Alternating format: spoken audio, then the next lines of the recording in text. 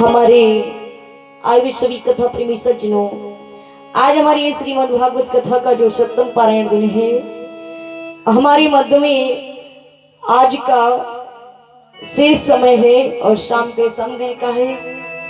तो कल आप लोगों ने हमारे श्रीमानी सम्मानीय गुरु जी से कथा में बड़ा सुंदर प्रसंग सुना।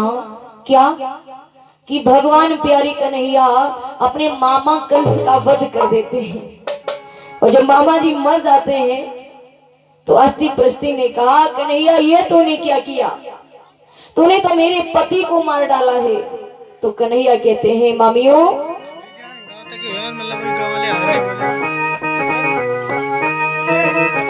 जो आया है इसी दुनिया में और उसी को एक दिन जाना है।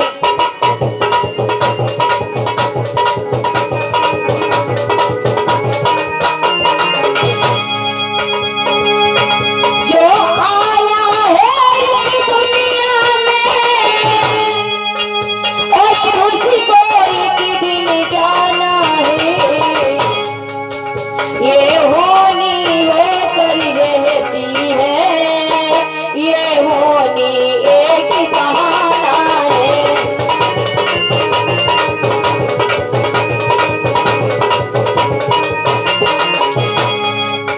ये होनी होकर रहती है, ये होनी एक बहाना है।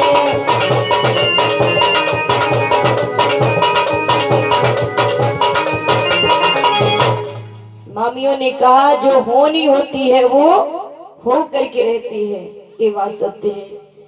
क्यों? एक बार कोई भी व्यक्ति हो, अगर किसी व्यक्ति के माध्यम से हमारे साथ अच्छा कुछ हो जाता है तो उसे हम बड़ा अच्छा समझते हैं, और किसी के माध्यम से हमारे साथ गलत होता है तो हम गलत समझ लेते हैं। ये क्या है? किसी व्यक्ति ने हमारे साथ अच्छा किया तो भी ये मेरे ही कर्मों का फल होता है। अगर किसी के माध्यम से हमारे साथ कुछ गलत हुआ है तो उसके भी हम ही होते हैं, कोई दूसरा नहीं होता है। मेरे मेरे कर्मों का ये फल होता है।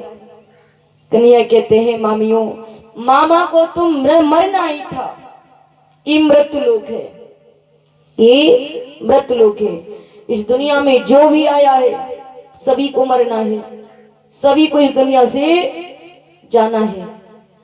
यहाँ जो भी आया है सभी को मरना है। अरे मामी, मामा की मृत्यु सिर्फ मेरे हाथों से लिखी थी और कोई कारण नहीं है। मामा की मृत्यु मेरे हाथों से होनी थी।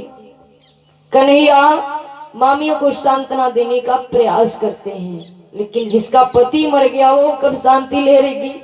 कोई भी स्त्री हो, वो अस्थि प्रस्थि दोनों अपने पीहर पहुंच गई मायके, और अपने पिता जरासंध से कहा, पिताश्री दो शूरवीर लड़ाकू जवान आए हैं जिन्होंने हमारे पति को मार डाला है, वो ब्रज के छोरा है। बंधुओं, आज इतनी बात जब सुनी तो जरासंध आता है, मथुरा में चढ़ाई करता है। तब तक इधर क्या होता है? इधर कन्हैया मामा का दाह संस्कार करते हैं, उस जेल में जाते हैं जहां मैया को कारागार में बंद करके रखा गया था। सबसे पहले उस भूमि को गोविंद प्रणाम करते हैं, उसके पश्चात में कन्हैया जाते हैं, अपने माता पिता को प्रणाम किया। कहते हैं, माता पिता से बढ़कर के कोई दुनिया में नहीं होता है। माता पिता को प्रणाम करते हैं गोविंद, माँ बाप को अपने जेल से बाहर निकालते हैं। उसके बाद नाना जी को जहां बंद किया था, मामा कंस ने नाना उग्रसेन को प्रणाम किया और नाना उग्रसेन को भी जेल से बाहर निकाला है। बाहर निकालते हैं और जैसे ही बाहर निकाला है, प्रणाम किया, नाना जी से कहते हैं, नाना जी आपका पुराना समय वापस लौट आया है, आप राज्य कीजिए। नाना जी कहते हैं, मैं राज्य कैसे कर सकता हूँ कन्हैया, अरे कंस का वध तो तुमने किया है, तो इस राज्य के उत्तराधिकारी इसके अनुसार आप ही हो गए हैं, आपका राज तिलक होना चाहिए। नाना जी कहते हैं राज्य तिलक कर दूं आपका? कन्हैया कहते हैं नहीं नाना जी। अब वही बात आ गई जो बताई थी गुरु जी ने कि नाना जी का उग्रसेन हो सकता था कि वो क्यों, वो पुरु के वंश के थे। पुरु ने अपने पिता राजा ययाति को जवानी दे दी थी, तो उन्होंने अपने बेटे, सबसे छोटे बेटे पुरु का राज्याभिषेक किया था। और कन्हैया है सबसे बड़े बेटे के वंशज, यदु के कुल के हैं। इसलिए कन्हैया ने कहा मेरे जो पूर्वज थे उनको राज तिलक नहीं हुआ था, इसलिए इस राज्य के उत्तराधिकारी हम नहीं हो सकते हैं। इस राज्य के उत्तराधिकारी कौन है? नाना जी। कहा कि नाना जी आपका राज तिलक होगा, राज्य की रेख देख हम पूरी करेंगे। कहा ठीक है। पूरी राज्य की रेख देख करते हैं कन्हैया, नाना जी का राज्याभिषेक कर देते हैं। श्री सुखदेव स्वामी कहने लगे इधर जरासंध आता है चढ़ाई कर देता है।